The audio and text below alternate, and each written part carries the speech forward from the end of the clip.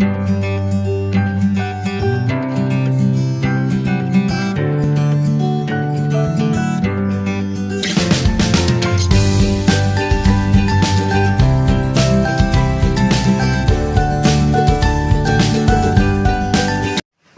Morning বন্ধুরা, তোমরা সবাই কেমন আছো? আশা করছি তোমরা সবাই খুব ভালো আছো, আর আমিও কিন্তু খুব ভালো আছি।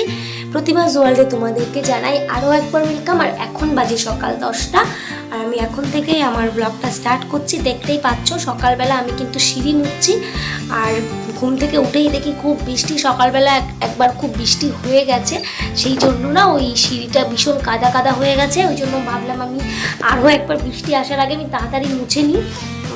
আকাশে প্রচুর মেঘ, মনে হচ্ছে বৃষ্টি হবে। তো তারপর আমরা সবাই মিলে খাওয়া দাওয়া করেছি, আর খাওয়া দাওয়া করার পর যে বাসনগুলো হয় খাওয়া দাওয়া বা সকালে রান্নার পর, তো সেগুলো নিয়ে তাড়াতাড়ি কলপারে চলে এসেছি। সেগুলোকে মেজে নিয়ে আমি কিন্তু মোটর চালিয়েই ধুয়ে নিচ্ছি। তার কারণ হচ্ছে বললাম আকাশে খুব মেঘ, তো ওই জন্য তাড়াতাড়ি করে ধুয়ে ঘরে নিতে হবে। তো ওই জন্য তাড়াতাড়ি করে বাসনগুলো ধুয়ে নিচ্ছি। তো চলো বন্ধুরা, ভিডিওটা দেখতে থাকো।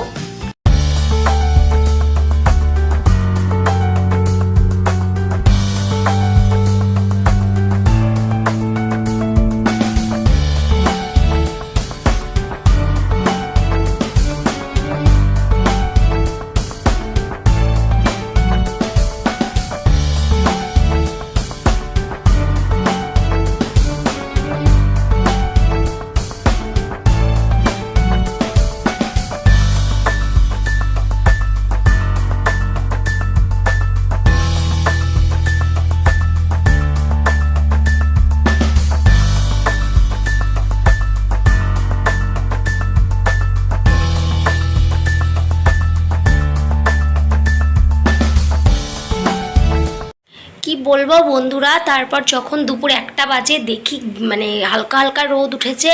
তো ওই জন্য ভাবলাম এত গরম, তাহলে আম মাখা খাওয়া যাক। তো ওই জন্য একটা লাঠিতে লগা বেঁধে তো আমি চলে এসেছি আম পাড়তে। তো সেই জন্য আমি ভালো করে এটাকে বেঁধে নিয়ে আম পাড়বো। তো প্রথমে একটা পেড়েছিলাম, বাট সেটাতে মনে হলো সবার হবে না, সেই জন্য পরে আমি 2টো আম পেড়ে নিয়েছিলাম। তো আমার ছেলে দেখতেই পাচ্ছ, তোমাদেরকে আমগুলো দেখাচ্ছে। তো চলো বন্ধুরা, তোমাদেরকে আরও একটা জিনিস আমি দেখাই। আমাদের এইটুকু কলা গাছে কত বড় একটা কলার কাঁধি পড়েছে, দেখো জাস্ট বন্ধুরা তোমরা একবার। আর একটা কলা খেলে না তোমার মানে পেট ভরে যাবে পুরো, মানে এত বড় বড় একটা কলা।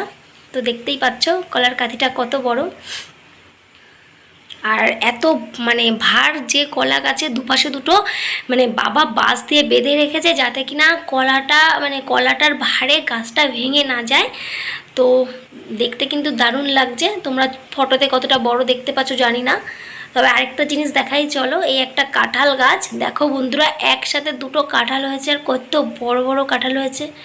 আমাদের বাড়িতে কিন্তু বন্ধুরা প্রচুর গাছ আছে, এই নিয়ে আমি পরে একটা ভিডিও করব তোমাদেরকে, মানে ভিডিও দেব যে কত কিছুর গাছ আছে। তো দেখতে পাচ্ছ, আর আরও একটা গাছ আছে কলেজ সাইডে, যেখানে আমি বাসন জামা কাপড় ধুই তার পাশেই। তো এটা থেকে অলরেডি অনেক কাঁঠাল খাওয়া হয়ে গেছে, আর বিক্রিও করা হয়ে গেছে। তো সেই জন্য একদম কমে গেছে, তবে এখনও যা আছে মোটামুটি প্রচুর।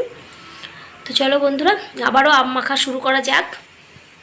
তো এইদিকে আমি আমার ছেলে বসে গেছি কিন্তু আম কাটতে, একদম মানে ছায়ায় বসে। আর এই সাইডে নদী, তোমরা তো দেখেছো আগের ভিডিওতে, আমাদের ঘরের সামনেই একদম নদী। সে নদী থেকে ঠান্ডা ঠান্ডা হাওয়া আসছিল, আর তার সামনে বসেই আমরা আম মাখা খাচ্ছিলাম। আর এদিকে দেখো আমি যাচ্ছি লেবু পাতা আনতে। আমাদের এই লেবু গাছটা প্রায় মরেই যাচ্ছিল, তো আবারও বেঁচে উঠেছে। তো লেবু পাতা না হলে কি আম মাখা ঠিক জমে বলো? তো দেখতে থাকো আম মাখা করাটা।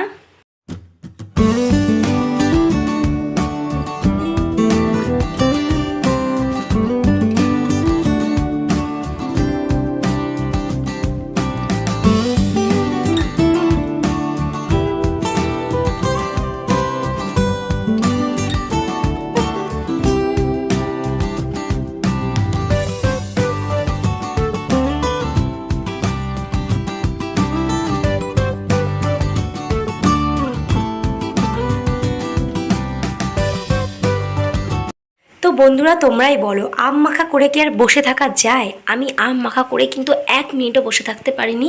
সবাইকে ডেকেছি, কেউ আসেনি, ওই জন্য আমি কিন্তু খাওয়া শুরু করে দিয়েছি। বাট খাওয়া শেষ করতে পারিনি, 8 ঘন্টা হতে পারিনি, এত জোরে মুষলধারে বৃষ্টি নেমে গেছে, তোমরা দেখতেই পাচ্ছ।